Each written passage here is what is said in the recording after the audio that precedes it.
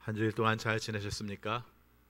예, 크리스마스 이후에 바로 이틀 만에 또 예배를 드려서 그렇게 한 주간 느낌이 잘 들지는 않을 것 같습니다. 코로나19 감염 확산 방지를 위한 연말연시 방역 강화 특별 조치에 따른 종교시설 사회적 거리두기 2.5단계의 관계로 우리 교회는 1월 3일까지 가정에서 온라인 예배로 드리게 됩니다. 여러분들께서 기억하시고 집에서 하나님 앞에 예배 드릴 때에도 정성스럽게 드리시기를 바라겠습니다. 금년도 송구영신 예배는 교회에서 드리는 것이 여의치가 않아서 여러 가지 방법들을 좀 생각해 보려고 합니다. 오늘은 주보 칼럼을 꼭 읽어 보시고요.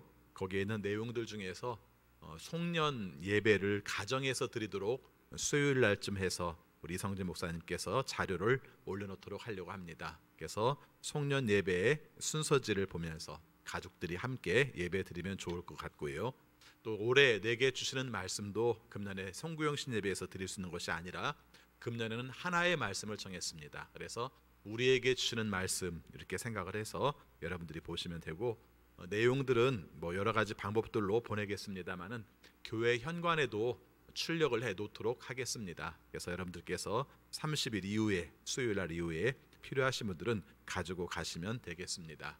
또 송구영신 예배를 드리지 않기 때문에 신년 축복 안수 기도를 못하게 되는데 1월 5일부터 13일 사이에 여러분들이 편할 때 가족별로 또 개인별로 오셔서 저에게 안수기도 받을 수 있도록 그렇게 하도록 하겠습니다. 다만 이 시간을 정해서 이성진 목사님에게 낮이든 저녁이든 다 괜찮습니다만은 미리 약속만 좀 잡을 수 있도록 해 주시기 바랍니다.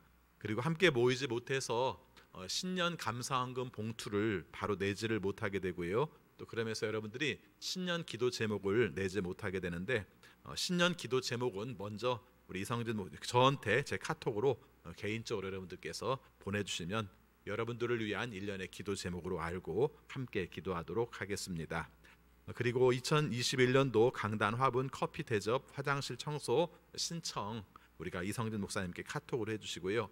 공동 식사 쌀은 교회에서 식사를 재개한 다음에 신청을 받도록 하겠습니다. 차가 없으시기 바랍니다. 어제 이미 여러분들이 주보 받으실 때 거기 내용에 그 표가 들어가 있습니다. 그 표에 맞추어서 목사님께 말씀을 드리고, 또 우리가 서로 시간이 다르기 때문에 중복될 수도 있기 때문에 목사님께서 바로바로 그때마다 표를 올리실 테니까 꼭 확인을 해 보시기 바라겠습니다. 2021년도 헌금 약정서 아직 내지 못하신 분들은 이성진 목사님께 문자나 카톡으로 신청을 하시면 됩니다. 용지를 가지고 계시면 그것을 찍어서 사진 찍어서 보내주시고요. 만약에 용지가 없으신 분들은 그냥 건축 얼마, 선교 얼마, 나눔 얼마 이런 식으로 체크해서 보내주셔도 됩니다. 그리고 서계녀 권사님께서 오랫동안 공직생활을 마치시고 정년 퇴임을 하셨습니다. 앞길 주님의 뜻 가운데 잘 인도될 수 있도록 기도해 주시기를 부탁드리고요. 느티나무 도서관도 이번 주일까지는 쉬도록 하겠습니다. 차고 없으시기를 바라겠습니다.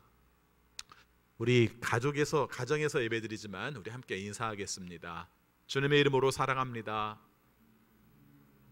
주님의 이름으로 사랑합니다. 다 같이 또 한번 인사하겠습니다. 기쁨으로 예배드립시다. 다 같이 묵상 기도하심으로 주일 낮 예배 하나님께 드리겠습니다.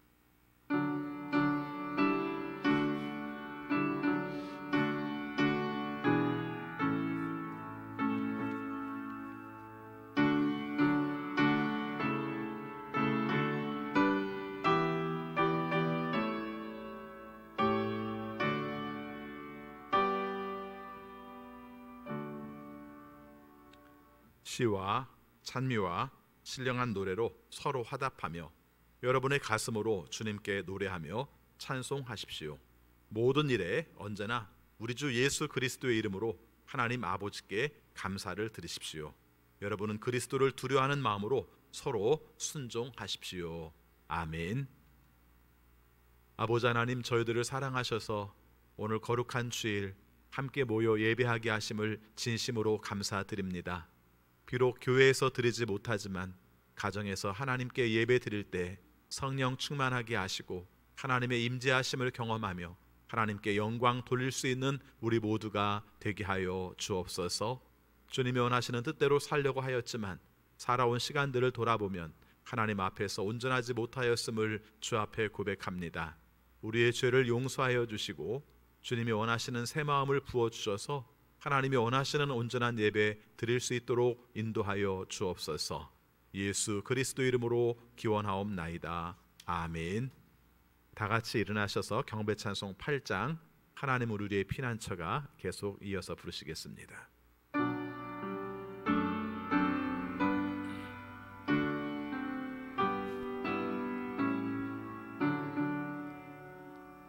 거룩 거룩 거룩 전능하신 주님, 이른 아침 우리 주를 찬송합니다. 거룩 거룩 거룩 자비하신 주님, 성삼위일체 우리 주로다. 거룩 거룩 거룩 주의 보좌 앞에 모든 성도 멸류관을 벗어드리네. 전군 천사 모두 주께 굴복하니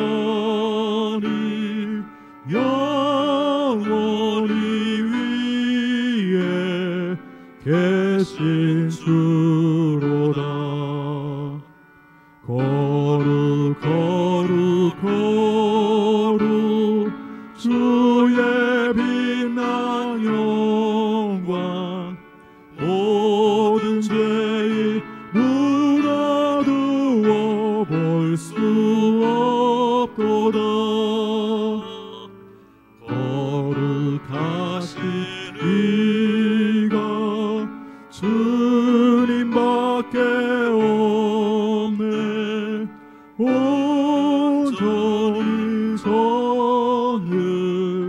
전능하신 주로다. 거룩 거룩 거룩 전능하신 주님, 천지 만물 모두 주를 찬송합니다. 거룩 거룩 거룩 전능하신 주님, 성삼위일체 우리 주로다.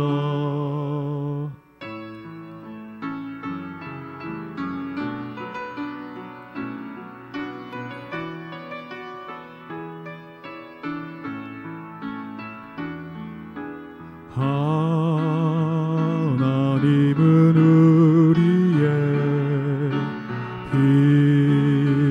피난처가 되시며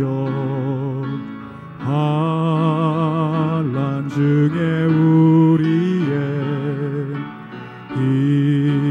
힘과 도움이시라. 하나님은 우리의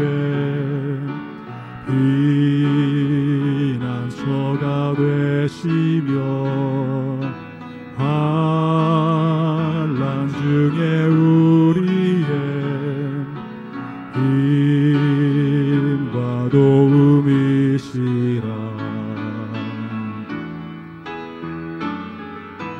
너희는 가만히 있어 주가 하나님 되말지어다. 열방과 세계 가운데 주가 높임을 받으리라. 사랑합니다 내 아버지,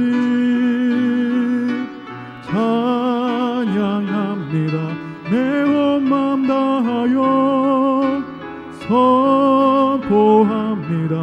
예수 그리스도 주님 오심을 기다리며 하나님은 우리의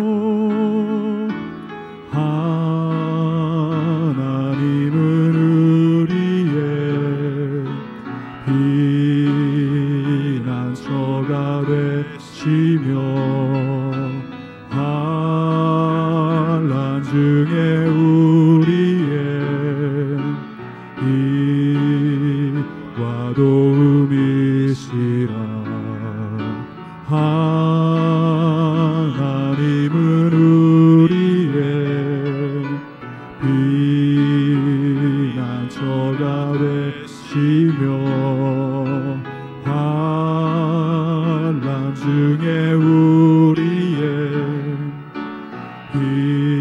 힘과 도움이시라.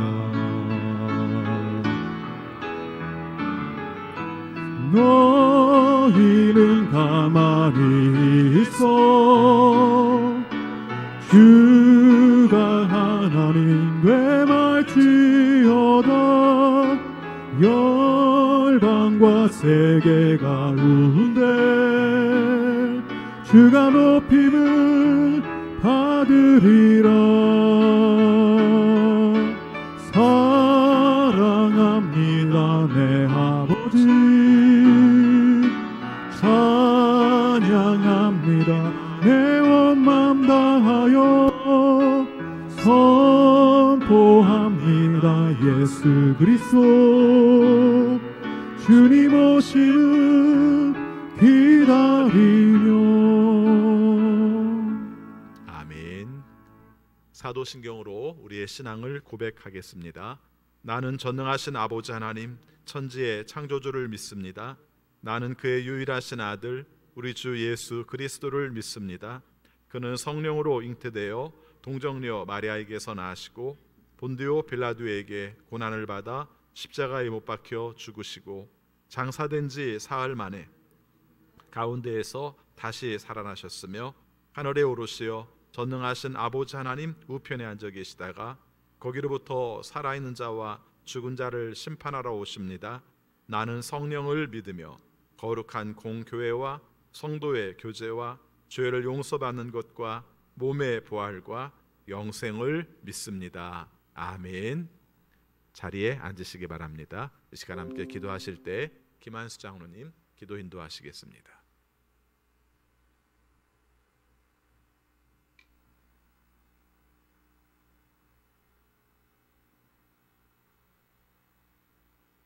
자비하신 하나님 아버지, 찬양과 감사와 영광을 드립니다.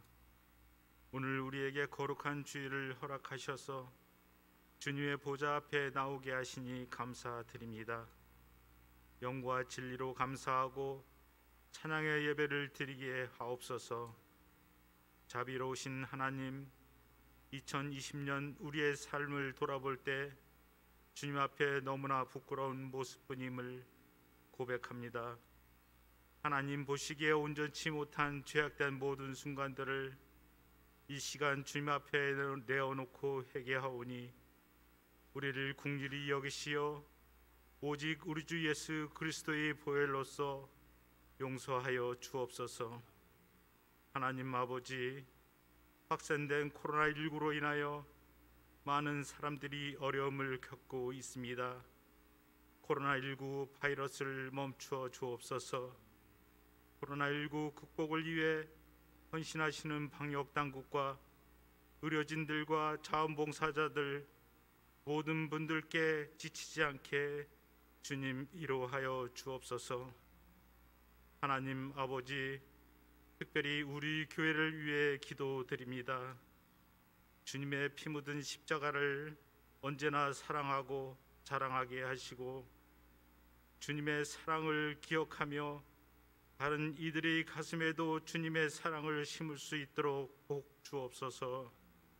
주님의 피로 사신 교회를 복 주시어 외식하는 교회가 되지 않게 하시고 진정으로 주님의 이름을 드높이고 영원한 생명과 자유를 주시는 주님을 정성을 다해 찬양할 수 있는 교회가 되게 하여 주옵소서. 얼마 남지 않은 한 해 마무리를 잘 할 수 있게 지혜를 주옵시고 21년도에도 우리가 헌신을 다하게 하시고 새로 세워진 각 기관들이 충성스럽게 감당하게 하옵소서. 협력하여 선을 이루게 하옵소서. 선교지 현장에도 코로나19로 인해 선교 사역이 위축되고 많이 어렵습니다. 열방 가운데 나아가 주님의 복음을 전하는 선교사님들과 그들의 가족 건강을 지키시고 안전하게 하옵소서. 힘을 더하여 주옵시고 외로움과 어려움들을 능히 이기고 어려운 가운데서도 복음의 결실을 풍성히 맺도록 도와주시옵소서. 성도님들을 위해 간구합니다. 원치 않는 육신의 질병으로 고통받는 성도님, 상하고 지친 심령 있습니다. 주님을 바라보며 심상에서 간구하는 모든 기도를 연락하여 주시옵소서. 질병에서 노임받게 하옵소서. 말씀으로 치료받고 위로받는 시간이 되게 인도하여 주시옵소서. 어려운 가운데 교회를 섬기고 이끄시는 김동호 목사님, 이성진 목사님, 영육 간의 강건함을 더하여 주옵소서. 새 힘을 더하여 주옵시고 성령 충만함을 더하여 주옵소서. 오늘도 하나님의 말씀이 담임 목사님을 통해 선포될 때 우리 심령들에게 깨달음을 주시고 말씀을 힘있게 전하게 하시고 우리가 그 말씀을 의지하여 승리하게 하옵소서. 예배를 위해 수고하는 손길을 기억하여 주옵시고 예수 그리스도 이름으로 기도하옵나이다. 아멘.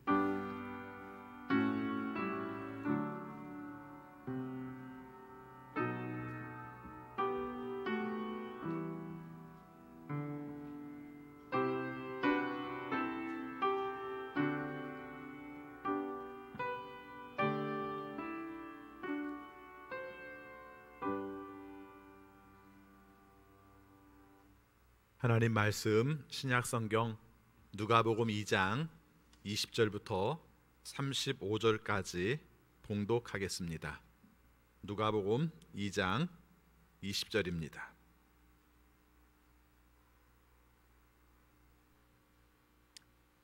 목자들은 자기들이 듣고 본 모든 일이 자기들에게 일러주신 그대로 임을 알고 돌아가면서 하나님께 영광을 돌리며 그를 찬미하였다. 여드레가 차서 아기에게 할례를 행할 때 그 이름을 예수라고 하였다. 그것은 아기가 수태되기 전에 천사가 일러준 이름이다. 모세의 법대로 그들이 정결하게 되는 날이 차서 그들은 아기를 주님께 드리려고 예루살렘으로 데리고 올라갔다. 그것은 주님의 율법에 기록된 바 어머니의 태를 처음 여는 산의 아이마다 주님의 거룩한 사람으로 불릴 것이다 한 대로 한 것이요, 또 주님의 율법에 이르신 바 산 비둘기 한 쌍이나 어린 집 비둘기 한 두 마리를 드려야 한다 한 대로 희생 제물을 드리기 위한 것이었다.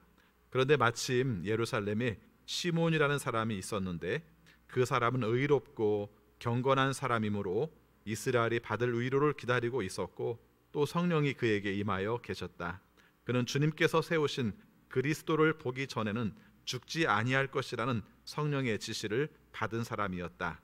그가 성령의 인도로 성전에 들어갔을 때 마침 아기의 부모가 율법이 정한 대로 행하고자 하여 아기 예수를 데리고 들어왔다. 시므온이 아기를 자기 팔로 받아서 안고 하나님을 찬양하여 말하였다. 주님께서는 주님의 말씀을 따라 이 종을 세상에서 평안히 떠나가게 해 주십시오. 내 눈이 주님의 구원을 보았습니다. 주님께서 이것을 모든 백성 앞에 마련하셨으니 이는 이방 사람들에게는 계시하는 빛이요 주님의 백성 이스라엘에게는 영광입니다. 아기의 아버지와 어머니는 시므온이 아기에 대하여 하는 이 말을 듣고서 이상하게 여겼다. 시므온이 그들을 축복한 뒤에 아기의 어머니 마리아에게 말하였다. 보십시오, 이 아기는 이스라엘 가운데 많은 사람을 넘어지게도 하고 일어서게도 하려고 세우심을 받았으며 비방받는 표징이 되게 하려고 세우심을 받았습니다. 그리고 칼이 당신의 마음을 찌를 것입니다. 그리하여 많은 사람의 마음속 생각들이 드러나게 될 것입니다. 아멘.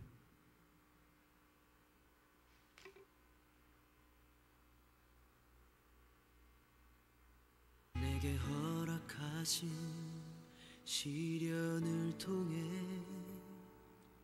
나의 믿음 더욱 강하게 자라나고 험한 산과 골짜기 지나는 동안 주께 더 가까이 나를 이끄시네.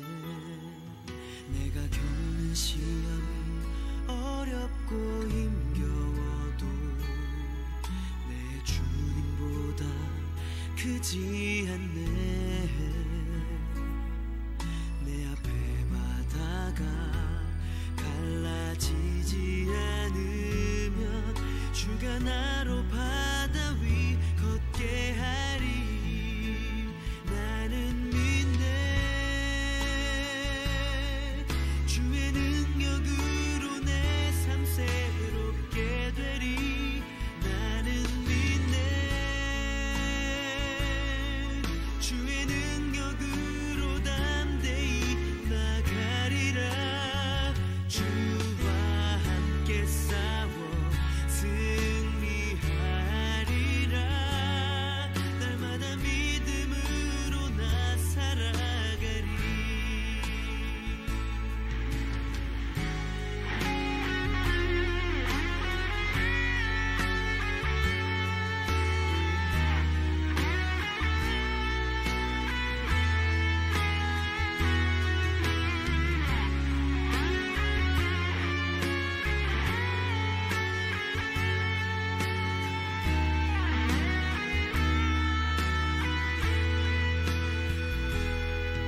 내가 겪는 시험이 어렵고 힘겨워도 내 주님보다 크지 않네. 내 앞에 바다가 갈라지지 않으면 주가 나로 바다 위 걷게 하리. 나는 믿네. 주의 능력으로 내 삶 새롭게 되리. 나는 믿네. 주의 능력으로 담대히 나가리라. 주와 함께 싸워 승리하리라. 날마다 믿음으로 나 살아가리. 나는 믿네. 주의 능력으로 내 삶 새롭게 되리. 나는 믿네. 주의 능력으로 담대히 나가리라. 주와 함께 싸워 승리하리라. 날마다 믿음으로 나 살아가리. 날마다 믿음으로 나 살아가리. 거룩한 주일 주 앞에 모여 함께 예배하시는 여러분들에게 하나님의 크신 은혜와 사랑이 함께 하시기를 축원합니다. 오늘 함께 우리가 송년 주일이라서 1년 동안 지나온 영상들을 봤는데 전반부에서 점점점 갈수록 마스크가 이렇게 더 많이 크로즈돼서 보이는 것이 느껴집니다. 한 해 주제가 거의 코로나19였다 해도 과언이 아니지 않는가 생각합니다. 1년 지나서 생각하니까 아직 끝난 것은 아니지만 그래도 고난 가운데에서도 은혜로 함께 하신 하나님이 감사하고 또 우리들의 모습들을 스스로 느낄 수 있도록 하고 또 그 삶 가운데에서 또 열심히 최선을 살게 한 것이 얼마나 감사한가 하는 그런 마음들을 갖습니다. 내년도 코로나부터 또 시작을 할 텐데 그런 가운데서도 하나님의 주신 은혜를 경험하고 하나님께 영광을 돌릴 수 있는 우리 모두가 되시기를 축원합니다. 오늘 함께 읽은 말씀은 성탄절 후 첫 번째 주일에 해당되는 말씀입니다. 예수님께서 어렸을 때에 관한 이야기들이 말씀 속에 등장을 하고 있습니다. 그래서 2장 22절부터 마지막 절까지 52절까지 예수님의 어린 생애에 관해서 말씀을 나누고 있습니다. 오늘 말씀의 내용은 맨 처음 시작이 어떻게 되냐면은 아기 예수님이 부모들과 함께 성전에 올라가서 정결 예식을 행하였다라는 말씀으로 시작을 합니다. 근데 참 인상 깊은 건요, 오늘 읽은 말씀의 앞부분에서 보면 아기 예수님께서 태어난 지 8일 만에 할례를 받은 말씀이 나오고 한번 나왔습니다. 그리고 22절에서 또 정결하게 되는 날이 차서라는 말씀이 또 나옵니다.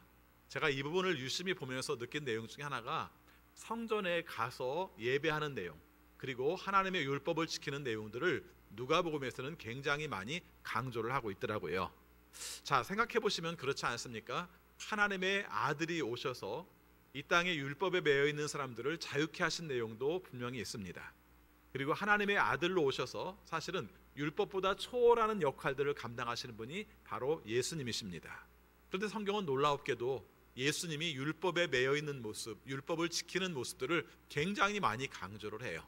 짧게 봤을 때는 여러분이 잘 안 보이겠습니다만은 전체적인 내용에서 20절부터 52절까지 말씀까지 쭉 보면 하나님께서, 예수님께서 율법에 따라 어린 시절 주합해 나가는 장면들이 많이 등장하는 것을 보게 됩니다.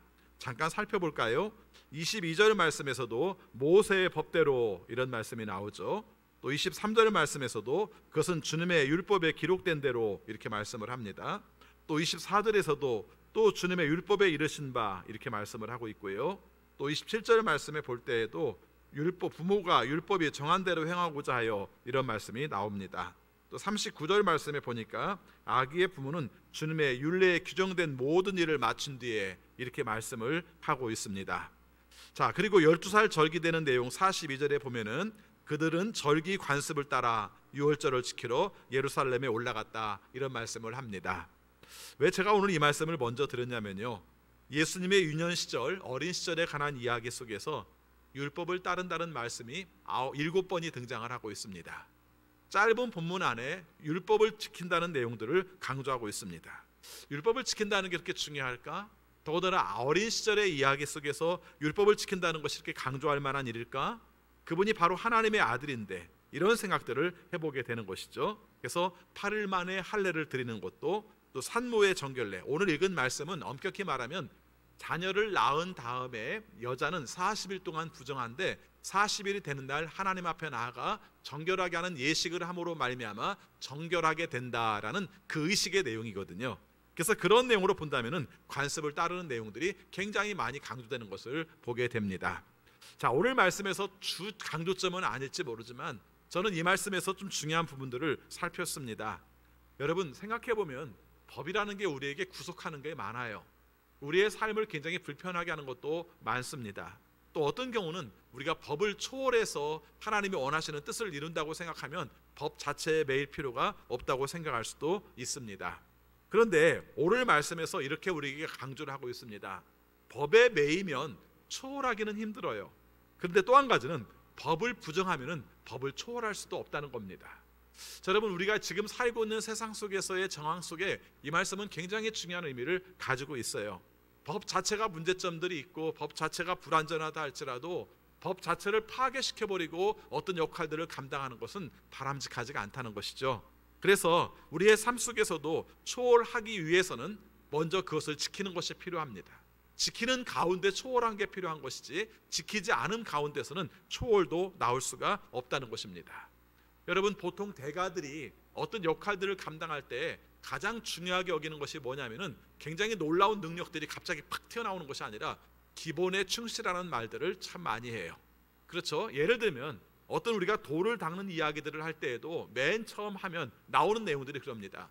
스승을 찾아갑니다. 그러면 스승이 뭐 이렇게 학문을 가르쳐 준다든가 책을 읽게 한다든가 그런 게 아닌 게 아니라 일반적으로 보면 물을 떠오너라 뭐 이렇게 시키고요. 그 다음에 조금 지나면 장작을 패거라 뭐 이걸 시키고요. 그 다음에 불을 떼거라 이렇게 시켜요. 근데 보통 얘기할 때마다 강조점들이 뭐 정확한 내용은 아니면서도 일반적으로 할 때마다 우리가 물을 떠오는 걸 3년, 장작 패는 걸 3년, 그 다음에 불을 피는 걸 3년, 이런 다음에 그 다음에 비로소 이제 말씀을 가르쳐 주었다, 뭐 이런 식의 이야기들이 등장을 합니다. 그 기간을 견디기가 쉽지가 않잖아요. 그렇죠? 생각해 보시기 바랍니다. 내가 깊은 깨달음을 얻기 위해서 스승을 찾아갔는데 물 떠오는데 3년, 장작 패는데 3년, 불 피우는데 3년, 세월을 다 보내버리면 내가 도대체 무슨 의미가 있겠는가 하는 것이죠. 근데 아마 거기서 강조하는 내용들은 일반적으로 너의 기본을 갖도록 하라, 너의 마음들의 안정을 취하도록 하라, 네가 도대체 어느 만큼까지 낮춰질 수 있겠느냐, 아마 이런 부분들과 연결이 될 것입니다. 그래서 가장 기본적인 것, 여기에 우리가 충실할 수 있을 때 기본을 넘어선 우리가 그런 내용들을 감당할 수 있는 것으로 보여집니다. 기본을 넘어선 다음에 기본을 우리가 지킨 다음에 기본을 넘어서는 것이죠. 그래서 이렇게 생각할 수 있습니다.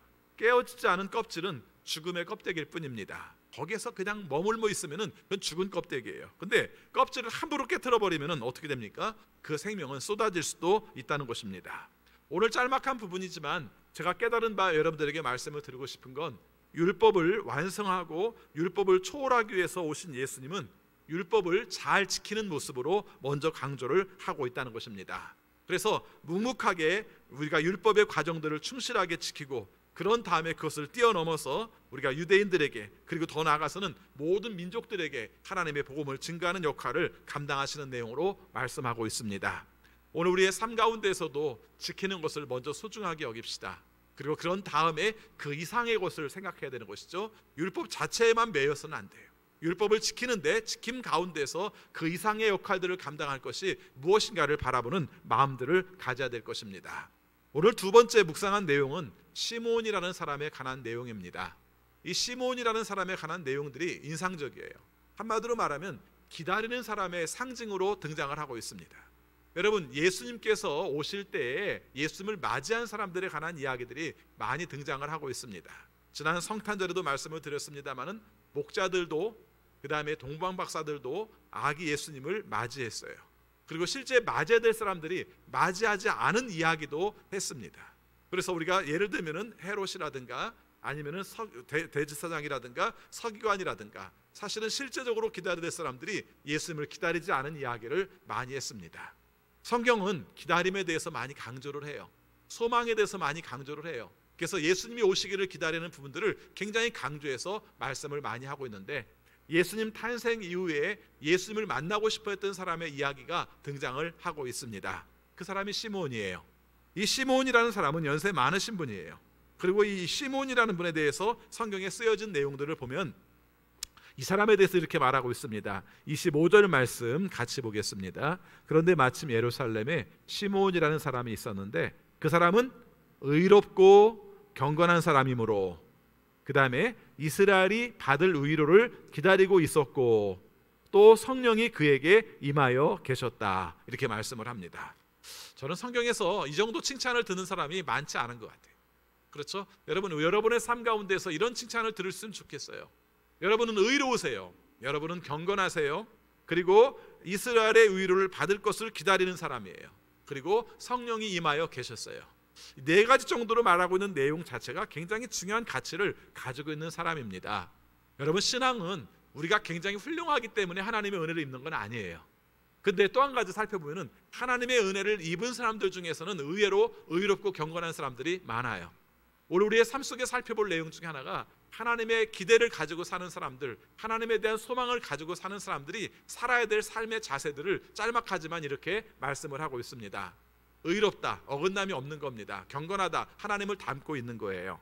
근데 또 중요한 것은 소망을 가지고 있는 거예요. 기다리고 있는 거예요. 어떤 기다림을 가지고 있었는가? 이스라엘이 받을 위로를 기다리고 있었다고 말씀을 하고 있습니다. 구체적이에요.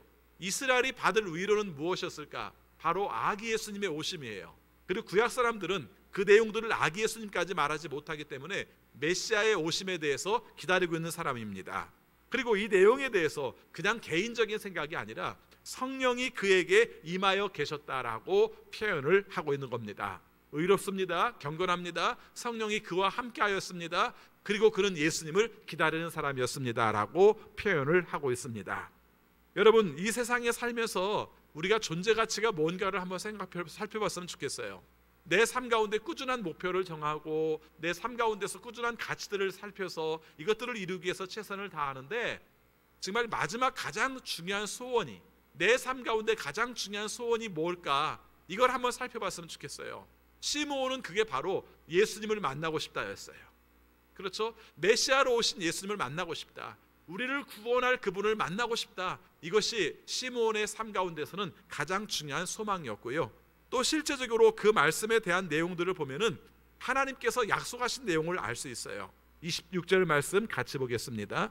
그는 주님께서 세우신 그리스도를 보기 전에는 죽지 아니할 것이라는 성령의 지시를 받은 사람이었다, 이렇게 말을 합니다. 여러분, 이거 복이에요.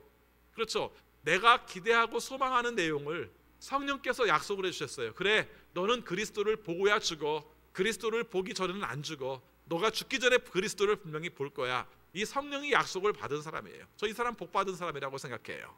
여러분이 살아가는 삶 가운데 그 소망이 무엇이든지 그 약속을 받으며 그것이 성취되는 것을 보는 사람은 얼마나 복되겠어요. 우리가 살아온 역사 속에서 굉장히 많은 소망들을 가지고 있지만 그 소망이 다 이루어지는 것을 보지 못하고 사라진 사람들이 많아요. 저는 가끔 히브리서 12장을 읽다가 그런 말씀을 보게 되는데, 히브리서 11장에 나오는 믿음의 조상들에 관한 이야기를 하면서 그렇게 말을 합니다. 뭐라고 말해요? 이 사람들은 기다리고 있었지만 보지는 못하였습니다, 이렇게 얘기를 해요. 뭘 못 봤어요? 예수 그리스도를 못 본 거죠. 근데 오늘 우리의 삶은 어떻습니까? 그들이 기다렸던 것, 그들이 바라던 것, 그들이 보기를 원했던 것을 우리는 보고 시작한 사람들이에요. 그래서 우리의 삶이 얼마나 복된가 하는 것을 우리가 알게 하는 말씀이죠. 자, 그런데 여기에서 보니까 이 시므온이라는 사람이 예수님을 만나는 장면도 성령의 역사하심으로 만나게 되는 것으로 기록을 합니다. 자, 27절 말씀 보겠습니다. 27절 같이 읽습니다. 그가 성령의 인도로 성전에 들어갔을 때 마침 아기의 부모가 율법이 정한 대로 행하고자 하여 아기 예수를 데리고 들어왔다, 이렇게 말합니다. 여러분, 25절도 성령, 26절도 성령, 27절도 성령이 나와요. 그렇죠? 26절은 성령이 늘 그에게 임했다. 그 다음에 성령이 그에게 너는 죽을 때까지, 죽기 전에 예수 그리스도를 볼 거야 라고 말했다. 그리고 실제 볼 때에도 성령의 인도하심을 따라서 성전에 들어가 아기 예수를 보았다, 이렇게 말을 합니다. 여러분 생각해 보세요. 성전에 할례 받으러 8일 만에 오는 아이들, 성전에 40일이 되어서 정결례식 때문에 오는 아이들이 얼마나 많았겠어요. 그렇죠? 끊임없이 아이들이 계속 왔다 가고 그랬을 겁니다. 그런데 그 아기를 예수 그리스도인 줄 알고 하나님이 보내신 메시아인 줄 알고 우리를 구원할 자인 줄 알고 알게 되는 눈은 어떤 눈입니까? 바로 성령께서 열어주신 눈이었다는 것이죠. 저는 시므온이 복받은 사람이라고 생각을 합니다. 기다리고 소망하던 것, 자신의 삶을 온전하게 잘 가꾸고 성령의 인도하심대로 살던 사람, 그 사람이 비로소 눈을 뜨고 아기 예수를 보았다는 말씀이 오늘 말씀 속에서 강조되고 있어요. 아기 예수를 만난 이분이 얼마나 좋았는지 찬양을 합니다. 찬양을 합니다. 여러분, 29절 말씀부터 32절 말씀이 찬양이에요. 어쩌면은 신약 성경에 나오는 찬양 중에서 굉장히 중요한 찬양이에요. 이 사람이 찬양을 하는데 이렇게 말합니다. 여러분, 이 말이 참 재밌어요. 29절 말씀 보겠습니다. 같이 읽습니다. 주님, 이제 주님께서는 주님의 말씀을 따라 이 종을 세상에서 평안히 떠나가게 해 주십시오. 자, 왜 무슨 말이냐면요, 하나님, 제가 제 소원이 다 이루어졌어요. 저는 이제 여한이 없어요. 소원도 없어요. 이제 저는 죽어도 괜찮아요. 하나님께서 저를 데려가셔도 괜찮습니다. 이렇게 노래를 한 거예요. 여러분, 우리의 삶 가운데서 노래를 부를 때 나는 죽어도 여한이 없어, 나는 소원이 없어, 나는 모든 것이 다 이루어졌어, 하나님께서 나의 삶 가운데서 다 은혜로 함께 하셔서 이런 소원, 이런 삶을 살았으면 좋겠어요. 그렇죠? 저 이 말씀을 읽다가 곰곰이 생각해 봤습니다. 나에게는 모든 소원이 다 이루어졌는가? 나는 모든 여한이 없는가? 지금 내 삶 가운데 죽어도 문제가 없겠는가? 생각해 보니까 아이들이 아직 결혼을 안 했더라고요. 그렇죠? 우리 이런 식으로 다 있지 않습니까? 코로나가 종결되는 걸 못 봤더라고요. 그렇죠? 우리 교회 성도님들이 온전한 믿음의 경지에 이르러서 하나님이 원하시는 맡겨진 역할들을 잘 감당하는 모습에는 아직 미치지 못한 것 같더라고요. 이게 제가 생각하는 내용 속에서 아직 다 이루었습니다라고 말하지 못하는 부분들이더라고요. 근데 여기에서 시므온은 예수님을 만나자마자 한 말 중에 가장 중요한 말이, 이제는 나에게 여한이 없습니다. 주님의 말씀을 따라 다 봤으니 나는 이제 떠나도 괜찮습니다. 평안히 떠나게 해주십시오. 이렇게 말씀을 해요. 30절 말씀이 그 말씀입니다. 내 눈이 주님의 구원을 보았습니다. 이렇게 말을 해요. 그리고 31절 말씀과 32절 말씀을 보면 하나님께서 이루시고자 약속하신 내용들에 대해서 이렇게 말합니다. 주님께서 이것을 모든 백성 앞에 마련하셨으니 이는 이방 사람들에게는 계시하시는 빛이요 주님의 백성 이스라엘에게는 영광입니다. 이렇게 말을 해요. 사실 이 사람이 약속받은 건 이스라엘을 구원할 자에 대한 약속을 받았거든요. 근데 오늘 말씀에 나온 내용을 보면은 이스라엘만 구원하는 게 아니라 모든 백성들이 바로 드러나고 계시되고 그분들에게 바로 예수 그리스도가 보여지게 하는 것이라는 말씀을 하고 있는 거예요. 여러분, 이 말씀을 선포할 때, 이 내용을 찬양할 때 얼마나 기뻤겠어요. 저는 여한이 없습니다. 예수 그리스도를 보았습니다. 우리를 구원할 자를 봤습니다. 모든 세상의 사람들에게 드러날 계시의 빛 예수 그리스도를 보았습니다. 아멘, 영광스럽습니다 라는 그런 찬양을 지금 시므온이 하고 있는 것입니다. 오늘 우리의 삶 가운데서도 여러분이 기대하는, 하나님께서 여러분들에게 보게 하시는, 그래서 그것이 완성됨으로 말미암아 만족한 삶, 그래서 여한이 없는 삶을 사시는 여러분들이 되시기를 축원합니다. 그런데 오늘 세 번째 우리가 살피고자 하는 내용이 좀 마음 아픈 내용이 담겨 있어요. 오늘 내용을 보면 34절 말씀에 시므온이 하나님을 찬양하고 난 다음에 바로 아기의 아버지와 어머니에게 우리가 축복을 해요. 축복을 하는데 축복하는 말 가운데 이 말이 참 마음이 아픕니다. 제가 먼저 읽을게요. 34절 시므온이 그들을 축복한 뒤에 아기의 어머니 마리아에게 말하였다. 같이 읽습니다. 보십시오. 이 아기는 이스라엘 가운데 많은 사람을 넘어지게도 하고 일어서게도 하려고 세우심을 받았으며 비방받는 표징이 되게 하려고 세우심을 받았습니다. 그리고 칼이 당신의 마음을 찌를 것입니다. 그리하여 많은 사람의 마음속 생각들이 드러나게 될 것입니다. 이렇게 말씀을 하고 있어요. 여러분, 아기 예수님이 태어난 걸 축하하고 아기 예수님이 태어난 걸 기뻐하고 아기 예수님이 태어난 걸 영광스럽게만 생각하면 참 좋겠는데 오늘 이 이야기를 마리아에게 하는 거예요. 오늘 강조점은 아닙니다만은 마리아가 이 말을 들었을 때 얼마나 마음이 아팠을까 하는 것이죠. 그렇지 않습니까? 여러분, 아기들이 태어날 때 산모가 맨 먼저 물어보는 내용 중에 하나가 정상적으로 태어났나요? 손가락은 발가락은 다 있나요? 이거부터 물어봐요. 왜 그렇습니까? 아이에게 있어서 가장 안정적이고 평안하고 그리고 모든 것이 정상적이기를 바라는 부모의 마음이 있는 것이죠. 근데 여러분 생각해 보시 바랍니다. 아이가 태어난 지 딱 40일밖에 안 됐는데 아이의 운명에 대해서 말하는 거예요. 아이의 운명에 대해서 말을 하는데 이 운명이 뭐라고 말하냐면 이렇게 말합니다. 여러분 잘 들어보세요. 이 사람이, 이 아기가 이스라엘 가운데 많은 사람을 넘어지게도 하고 일어서게도 하려고 세우심을 받은 사람입니다. 이 말을 해요. 자, 이 말이 어떻게 보면은 굉장히 심판자이고 권력자이고 모든 것을 좌지우지할 수 있는 힘을 가진 사람처럼 보이기도 해요. 그런데 여러분 생각해 보시기 바랍니다. 태어난 지 40일밖에 안 된 아이의 삶 가운데에서 만약에 어떤 사람들을 넘어뜨리기도 하고 어떤 사람을 일어세우기도 하려면 어떤 역할들을 해야 됩니까? 사실은 혁명의 역할을 감당해야 한다는 거죠. 이게 되게 마음 아픈 얘기예요. 그렇죠? 여러분, 이 세상을 살아가는 삶 가운데에서 부모들이 자식에게 바라는 가장 큰 기대는 사실은 알고 보면 뭐예요? 평화롭고 안정적으로 살기를 원하는 거죠. 오늘 우리가 수없이 자녀들에게 노력하게 하는 내용 중에 하나가 너는 혁명자가 되어라. 너는 세상을 전복하는 자가 되어라. 어떤 삶 속에서도 의로운 길들을 위해서, 가치를 위해서 그것들을 다 뒤집는 사람이 되어라. 이렇게 가르치는 부모가 별로 없어요. 그렇죠? 사실은 그런 길을 가려고 할 때 부모들이 굉장히 힘들어하고 말리는 것이 현실적인 내용이에요. 그런데 바로 그런 내용을 지금 시므온이 마리아에게 말을 하는 거예요. 당신의 아들은, 바로 예수 그리스도는 세상을 일으켜 세우기도 하겠지만 세상을 넘어뜨리는 역할도 할 것입니다. 이렇게 말을 해요. 여러분, 그 말씀에 더 아픈 내용이 바로 뒤에 있는 내용입니다. 그걸 뭐라고 표현한 줄 아세요? 비방받는 표징이 되게 하려고 세우심을 받았습니다. 이 말을 하는 거예요. 쉽게 말하면 당신의 아들은, 하나님께서 보내신 그 아들은 많은 사람들에게 반대를 받을 겁니다. 많은 사람들이 그를 없애려고 할 겁니다. 많은 사람들이 그를 싫어할 겁니다. 이렇게 표현을 하는 거예요. 여러분, 너무 다르잖아요. 우리가 시므온 자기 자신이 기다렸던 내용도 세상을 구원할 자로서 예수님을 기다렸는데 지금 하는 말은 시므온의 개인적인 말이 아니라 엄격히 말하면 예언을 하고 있는 거예요. 예수 그리스도의 운명에 대해서, 예수 그리스도의 미래에 대해서 지금 선포를 하고 있는 거예요. 그래서 이 마음을 찢어지게 아프게 바라봐야 될 마리아도 힘들 수 있지만은 사실은 시몬의 입장 속에서도, 예언하는 입장 속에서도 이것이 굉장히 아플 수밖에 없는 내용들을 가지고 있는 겁니다. 마리아에게 직접적으로 얘기해요. 35절 말씀 보니까 그리고 칼이 당신의 마음을 찌를 것입니다, 이렇게 표현을 해요. 마리아의 운명이에요. 당신은 당신의 아들로 말미암아 당신의 마음이 칼로 찌르는 것처럼 아플 거예요, 이런 말이에요. 여러분, 아이 앞에서 드려야 되는 말 중에 이 말처럼 괴로운 말이 어디 있겠어요?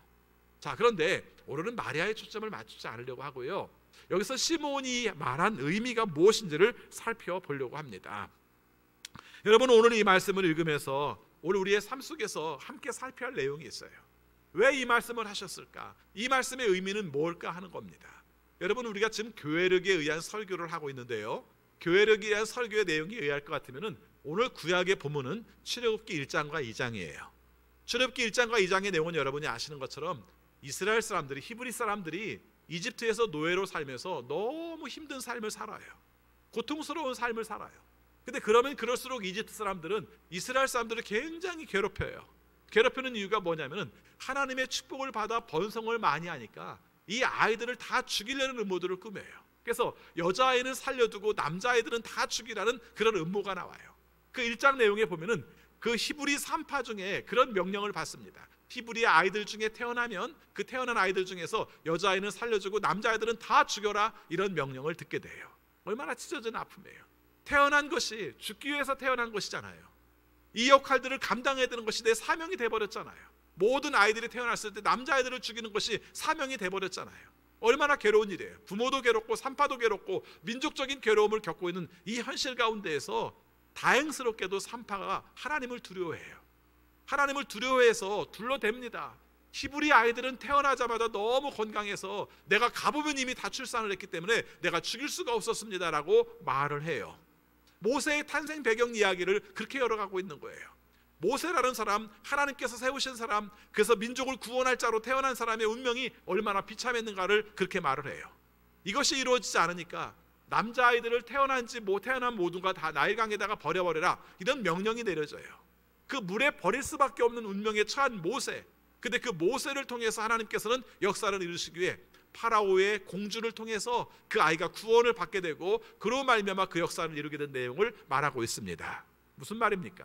아까 앞에 말씀드린 내용과 지금의 내용 가운데에서 의롭게 사명을 감당하려고 하는 사람들이 박해를 받을 것이라는 말씀입니다. 오늘 교회력에 의한 말씀 속에 서신서의 내용은 디모데후서 1장의 말씀이 나와요. 디모데후서 1장에 나온 말씀 중에 뭐라고 말하면 사도 바울이 디모데에 이렇게 말합니다. 너희는 내가 감옥에 갇혀 있는 걸 부끄러워하지 마. 내가 복음을 증거하다가 감옥에 갇혀 있는 거야. 이 말을 한 다음에 이렇게 선언을 합니다. 그리스도의 복음을 전하는 자는 모두가 고난을 겪을 것이다, 이렇게 선포를 해요. 똑같은 입장이라도 야, 하다 보면 고난을 겪을 때도 있어, 그러니까 잘 감당하도록 해, 이렇게 말하면 고난을 겪을 수도 있고 안 겪을 수도 있다고 생각할 수 있잖아요. 근데 그게 아니라 그리스도의 복음을 전하는 자는 다 나와 같이 고난을 겪을 것이라고 얘기를 함으로 말미암아 복음을 증거하는 자가 오히려 고난을 겪을 수밖에 없는 운명에 대해서 말씀을 하는 겁니다. 여러분, 오늘 제가 말씀을 전하고자 하는 핵심 내용이 바로 이 내용이에요.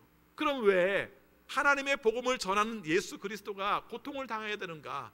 왜 많은 사람들에게 반대를 받아야 되는가? 왜 하나님이 원하시는 뜻대로 사명을 감당하는데 바울과 더불어서 디모데가 고난을 당해야 되는가? 이 부분이 우리에게 주시는 중요한 교훈의 내용이에요. 왜 그럴까요? 여러분, 한번 생각해 보시기 바랍니다. 우리는 추구하고자 하는 목표가 내 소원이 내 뜻 가운데서 이루어지기를 원해요. 근데 하나님은 하나님의 방식대로 이루기를 원하고 하나님의 능력 가운데서 이루어지기를 원해요. 근데 하나님께서 원하시는 나라와 우리가 원하는 나라가 달라요. 우리는 하나님께서 예수 그리스도를 보내주심으로 말미암아 우리에게 구원을 주신다면 평화를 주시고 안정을 주시고 모든 사람들이 더불어 행복할 것이라고 생각을 했어요. 그런데 바로 하나님께서 보내신 예수 그리스도는 꼭 그렇지는 않았던 거예요. 오히려 하나님께서 원하시는 뜻을 이루기 위해서 우리가 강조한 점들이 있어요. 그 강조한 점들이 이사야 내용을 볼 것 같으면 의외로 많은 사람들을 흔들리게 하는, 많은 사람들을 뒤집어지게 하는 내용들이 많이 등장을 해요. 그게 뭡니까? 여러분이 아시는 것처럼 눈먼 자를 눈뜨게 하며, 여기까지는 괜찮아요.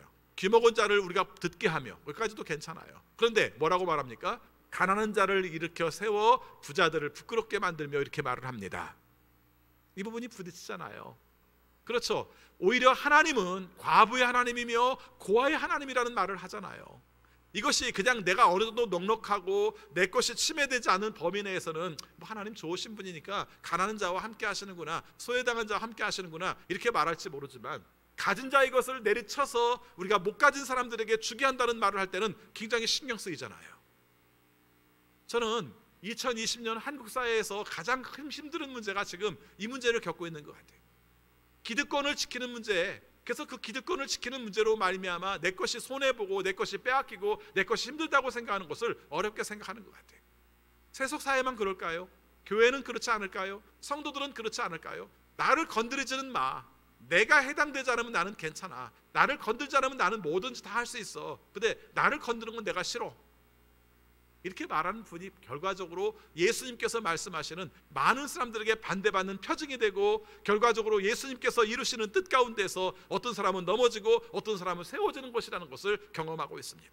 오죽하면 예수님께서 그런 말씀을 했어요. 나로 말미암아 걸려 넘어지지 않는 자는 복이 있을 것이라고 말씀을 하셨어요. 아니, 예수님이 우리가 걸려 넘어져요? 우리를 구원하신 분이고 우리와 함께 하시는 분이고 우리에게 은혜를 베푸시는 분인데 우리가 왜 예수님께 걸려 넘어져요? 아니요. 오늘 이 말씀에 의할 것 같으면 걸려 넘어질 수 있다는 것입니다. 내가 생각하는 나라가 아니라 하나님께서 생각하시는 나라, 그래서 내가 추구하는 나라가 아니라 하나님께서 추구하는 나라를 우리가 바라보게 된다면 이것은 충돌이 있다는 것입니다. 기득권을 건드리면 불편해요. 정의의 이름으로, 진리의 이름으로 선포된다 할지라도 내 이익과 관련되면 불편해요. 이것이 바로 예수님께서 선포한 나라이고 예수님께서 추구한 나라이기 때문에 결국 하나님의 질서가 왔을 때 이 땅의 질서들은 깨지게 되고 불편하게 되고 고통스러울 것이라는 것을 말씀하고 있는 겁니다. 성경에서, 마태복음에서 왜 아기 예수님이 태어났을 때 헤롯이 취한 조치가 2살 이하의 아이들을 다 죽이라고 말했을까 하는 것을 묵상해 보시기 바랍니다. 세상은 원하지 않아요. 그렇죠. 모든 것이 평등해지고 모든 것이 공정해지고 모든 사람들이 넉넉해지고, 그래서 우리가 가진 사람들보다 낮은 사람들이 더 우대받는 사회가 되는 것을 원하지 않아요. 이런 가운데서 예수님께서 오신 내용의 의미를 우리의 마음속에 새긴다면 우리가 평안하고 안정적이고 괜찮습니다라고 말하는 사회만 우리가 바라보며 살 수는 없다는 것입니다. 때로 하나님의 뜻을 이루는 가운데에 고난을 당하거든 마땅히 여기시기 바랍니다. 내 삶 가운데서 하나님이 원하시는 뜻을 추구하다가 당하는 고난은 마땅한 겁니다. 우리는 참 묘한 이중적인 마음들을 가지고 있어요. 서신서를 바라보면서 사도 바울과 베드로와 사도들이 복음을 증거하다가 고난을 받는 내용을 보면서 그것이 옳은 길이었고 그것이 주님이 원하시는 뜻이었고 복된 길이었다는 것을 알고 있지만, 우리는 그 말씀을 들으면서도 우리의 삶 가운데 복음으로 말미암아 우리가 받게 된 복들, 내 안정들, 내 평화들, 내 삶 가운데 추구하는 의미들, 이것들만 우리가 마음속에 누리려고 할 때가 많다는 것입니다. 충돌할 수밖에 없어요. 오늘 말씀의 뒷부분에 이렇게 말합니다. 35절 말씀 보니까 그리하여 많은 사람의 마음속 생각들이 드러나게 될 것입니다. 예수님이 어떤 분인가? 우리들의 마음속에 가지고 있는 부패한 생각들, 우리들의 마음속에 가지고 있는 기존의 기득권을 갖고 싶은 생각들, 다른 사람들을 해치고라도 내 삶 속에서 추구하는 것들이 온전하게 이루어진다면 그것이 나의 삶 가운데 복이라고 생각하는 것들, 이것들을 다 드러나게 하시는 분이 바로 예수님이라고 말씀을 하고 있습니다. 불편하죠. 우리의 삶 속에 상당히 불편해요. 그냥 하나님이 나에게 복만 주셨으면 좋겠는데 내가 잘못된 것들을 드러나게 하시는 것이 하나님의 뜻이라고 말할 때 우리는 불편해요. 혹시 여러분들은 사는 삶 가운데서 하나님, 나의 부끄러운 것들이 드러나지 않게 해주세요 기도한 적은 없습니까? 그것을 우리가 하나님 앞에 고백을 하고 거기서 벗어나고 내 삶 가운데서 하나님이 원하시는 새로운 삶을 살아야 되는데 그렇게 하지 않고 내 삶 가운데서 그것이 드러나지 않기만 원했던 것이 없습니까? 여러분, 하나님이 원하시는 나라가 어떤 나라인지를 한번 살펴보시기 바랍니다. 예전에 방영되었던 드라마 중에 미스터 선샤인이라는 드라마가 있었습니다. 거기에 대표적인 인물이 둘이 있죠. 천면의 아들로 태어나서 미국으로 가서 성공해서 돌아온 유진이라는 사람이 있습니다. 그 사람이 고관의 딸로 태어나서 독립운동에 참여하는 애신이라는 사람에게 질문하는 내용이 나옵니다. 당신이 싸워 지키려는 그 나라에는 백정도 살 수 있습니까? 이렇게 물어봐요. 여러분, 드라마를 본 분들은 이 부분들이 굉장히 얼마나 중요한 부분인지를 알 수 있습니다. 당신들이 말하는 독립, 당신들이 나라를 세우겠다고 말하는 그거, 그래서 우리가 한 나라를 일본에 대항해서 우리가 얻겠다고 말은 하지만 백정들마저도 품을 수 있는 나라입니까? 라고 물어보는 그 부분, 이것이 우리 크리스찬의 삶 가운데서는 굉장히 중요한 부분이 될 수 있다는 것입니다.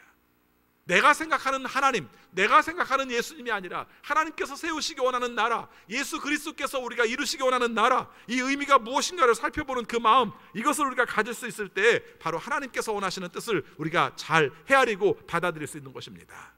낮은 곳으로 내려오셔서 낮은 들과 함께하기를 원하시고 우리가 그 삶 가운데서 하나님의 뜻을 이루기 원하시는 그분은 바로 하나님의 성품을 따라서 하나님이 원하시는 나라로 세우시는 그 내용이고, 예수님께서 그 삶을 위해서 우리에게 오셨다는 것을 말하고 있습니다.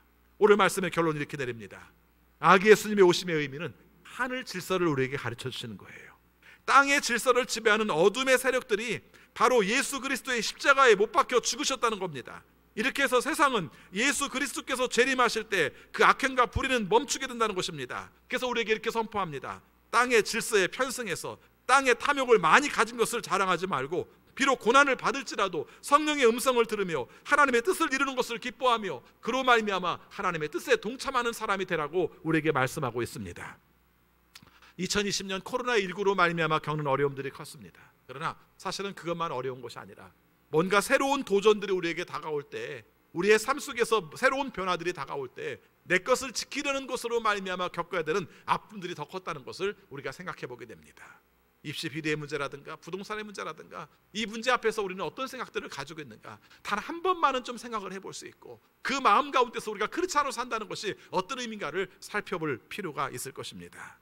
하나님의 뜻을 따라 성령의 음성을 들으며 하나님께서 진정으로 기뻐하시는 일이 무엇인가를 추구함으로 말미암아 때로 고난을 당할지라도 때로 손해를 볼지라도 그것으로 만족할 줄 아는 하나님의 자녀들이 되시기를 축원합니다. 기도하겠습니다. 아버지 하나님, 저희들을 사랑하셔서 오늘 말씀으로 우리 자신을 보게 하심을 감사합니다. 아기 예수님이 오셨을 때 그 아기 예수님을 바라보며 많은 사람들의 반대받는 표징이 될 것이라고 말했습니다. 그 아기 예수님으로 말미암아 일으켜 세워지는 사람도 있고 그 아기 예수님으로 말미암아 쓰러지는 사람도 있을 것이라고 말씀했습니다. 그것을 운명처럼 치고 그것을 우리가 죽음으로 감당하며 그것을 하나님의 뜻으로 알아 사명을 감당한 예수 그리스도에 관한 미래를 우리가 함께 읽었습니다. 그리고 우리의 삶도 이 말씀 앞에 무릎을 꿇습니다. 내 것을 지키려고, 내 이익을 지키려고 하나님의 말씀을, 예수 그리스도의 가신 길을 우리가 부정하는 자 되지 않게 하여 주옵시고, 때로 내 삶 속에 손해가 되고 내가 기득권을 놓친다 할지라도 하나님께서 원하시는 뜻이면 그것을 기꺼이 감당할 줄 아는 우리 모두가 되게 하여 주옵소서. 내가 소망하는 나라가 아니라 하나님께서 이루시는 나라를 꿈꾸게 하여 주시고, 내가 기대하는 우리가 희망이 아니라 하나님께서 우리에게 주시기 원하시는 그 사명을 감당하여 하나님의 뜻을 이룰 수 있는 우리 모두가 되게 하여 주옵소서. 예수 그리스도 이름으로 기도하옵나이다. 아멘. 찬송가 336장 부르시면서 봉헌하시겠습니다.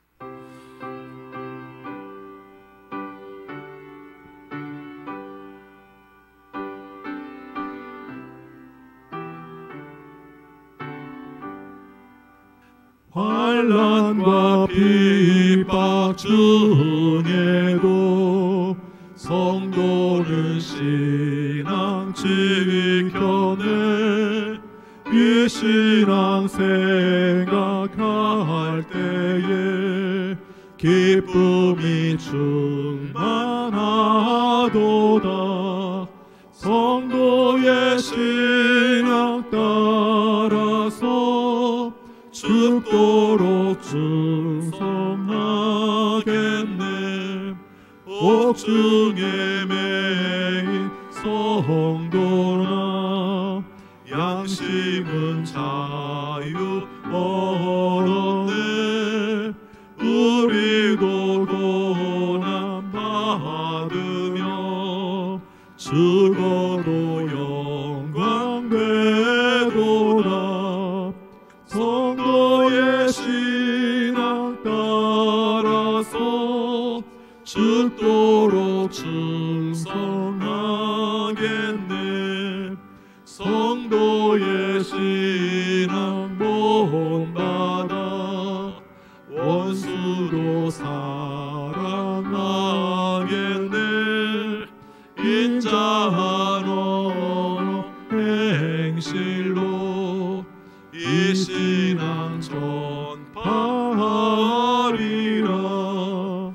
성도의 신앙 따라서 죽도록 충성하겠네.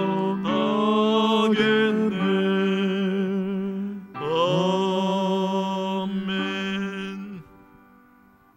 하나님, 오늘도 우리에게 송년주일을 맞이하여 말씀 주심을 진심으로 감사합니다. 우리에게 일용할 양식을 주시고 건강 주셔서 감사합니다. 가족을 주시고 이웃을 주셔서 외롭지 않게 해주셔서 감사합니다. 우리에게 일을 주셔서 소득과 보람을 경험하게 하심을 감사합니다. 이 마음 모아 주 앞에 감사의 예물 드리오니 주여 받아 주옵소서. 그리고 우리의 삶에 복 내려 주셔서 하나님이 원하시는 것으로 만족하며 하나님께 영광 돌릴 수 있는 우리 모두가 되게 하여 주옵소서. 아버지, 우리들의 삶이 코로나19로 말미암아 한 해를 다 보내고 말았습니다. 그것 때문에 하지 못한 것도 많고 그것 때문에 의식된 것도 많습니다. 그러나 코로나19를 통해서 깨닫게 하시는 우리들의 모습, 우리가 잘못된 것들 우리가 돌이키고 하나님 앞에서 온전하게 세워질 수 있는 우리 모두가 되게 하여 주옵소서. 그러나 너무 힘듭니다. 우리가 평화로운 일상이 그립습니다. 하나님께서 회복시켜 주셔서 하나님의 은혜로 다시 세워질 수 있는 우리의 일상이 되게 하여 주옵소서. 아버지, 경제적 어려움을 겪는 식구들도 늘어갑니다. 주님께서 친히 도와주셔서 잘 회복하게 하시고 고난의 때에 주시는 하나님의 특별한 은혜를 경험할 수 있도록 인도하여 주옵소서. 아버지, 간구합니다. 주의 뜻을 따라 복음을 증거하는 선교사님들을 기억해 주셔서 어렵고 힘든 상황이지만 주께서 주시는 회복 그리고 주께서 주시는 능력, 그래서 담대히 복음을 증거할 수 있는 틈새를 찾게 하여 주옵소서.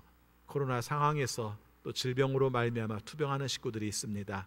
주님께서 기억하여 주시되 수술 후에 회복하여 주시고 생명이 하나님께 있음을 알아 하나님의 도우심만을 구하는 성도를 기억하여 주옵소서. 우리가 항암 치료를 받으며 통증을 느끼고 있지만 하나님께서 고쳐주실 것을 믿고 감당하는 성도를 기억하여 주옵소서. 재활 치료 중에 있습니다. 하나님 앞에 나와 영광 돌릴 날을 소망하고 있는 성도를 기억해 주셔서 하나님의 은혜로 회복하게 하여 주옵소서. 또 마음의 우울함으로 말미암아 우리가 겪고 있는 현실의 아픔으로 말미암아 고통을 당하는 식구들에게도 주님께서 희망을 주시고 주님께서 성령으로 함께 하셔서 거뜬히 일어나게 하여 주옵소서. 우리 자녀들 중에서 장기적인 질병을 앓고 있는 자녀들이 있습니다. 주님께서 고쳐주셔서 회복되게 하여 주시되 체질이 변화되게 하시고 면역력이 좋아지게 하여 주시고 또 우리가 모든 혈소판들이 제대로 생성되게 하셔서 하나님의 은혜로 일어설 수 있는 우리 자녀들이 되게 하여 주옵소서. 어려운 시기에 앞길을 헤쳐나가야 되는 자녀들도 있습니다. 분별력을 주시고 지혜를 주시고 특별히 하나님의 자녀의 성품을 회복할 수 있어서 하나님의 뜻대로 바로 서고 또 돌아오는 우리 자녀가 되게 하여 주옵소서. 아버지 앞에 간구합니다. 진학을 위하여 또 취업을 위하여 또 결혼과 또 출산을 위하여 기도하는 자녀들도 기억하여 주셔서 하나님 안에서 형통하는 축복을 경험하게 하여 주옵소서. 군 복무 중인 자녀들 또 훈련 중에 있는 자녀들 기억해 주셔서 어떤 상황 가운데서도 주께서 도우시는 뜻대로 앞길들을 헤쳐나갈 수 있는 지혜로운 자녀들이 되게 하여 주옵소서. 아버지, 우리가 겪고 있는 어둠의 현실들 특별히 가지고 있는 기득권의 문제로 말미암아 감당하는 모습들 주님께서 기억하여 주시고 예수 그리스도의 복음이 우리 크리스찬들에게 이 세상 속에서 온전하게 적용되고 또 심어져서 하나님이 원하시는 정화와 정의와 평화가 이루어질 수 있는 우리 대한민국이 되게 하여 주옵소서. 기득권을 가지고 있는 정치인들과 경제인들, 사회의 모든 지도자들이 하나님의 뜻에 순복할 수 있어서 하나님이 원하시는 모습으로 통치할 수 있도록 주여 도와주옵소서. 오늘 집에서 예배드리는 우리 모든 식구들을 기억해 주셔서 마음속에 평화를 주시고 다시 만날 소망을 주시고 그래서 하나님의 은혜 가운데 기쁨으로 살아가는 한 주간이 되게 하여 주옵소서. 예수 그리스도 이름으로 기도하옵나이다. 아멘.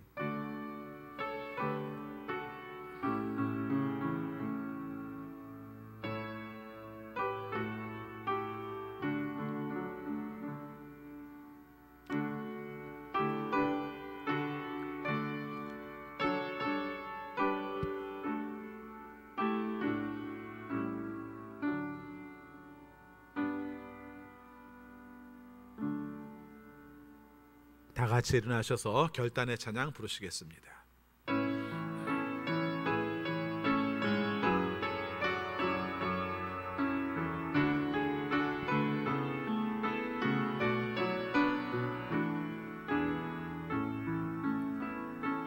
우리 보좌 앞에 모여네 함께 주를 찬양하며 하나님의 사랑 그 아들 주셨네 그의 피로 우린 구원받았네 십자가에서 쏟으신 그 사랑 강같이 온 땅에 흘러 각 나라와 족속 백성 방언에서 구원받고 주 경배 드리네 구원하심이 보좌에 앉으신 우리 하나님과 어린 양께 있도다 구원하심이 보좌에 앉으신 우리 하나님과 어린 양께 있도다. 우리 주 예수 그리스도의 은혜와 거룩하신 하나님의 사랑하심과 성령님의 감화, 감동, 역사, 교통, 위로하심이 어떤 상황에서도 하나님의 뜻을 따르기 위해 감당해야 될 모든 고난과 희생을 각오하는 우리 모든 성도들에게 지금부터 영원까지 함께 없시기를 축원하옵나이다. 아멘.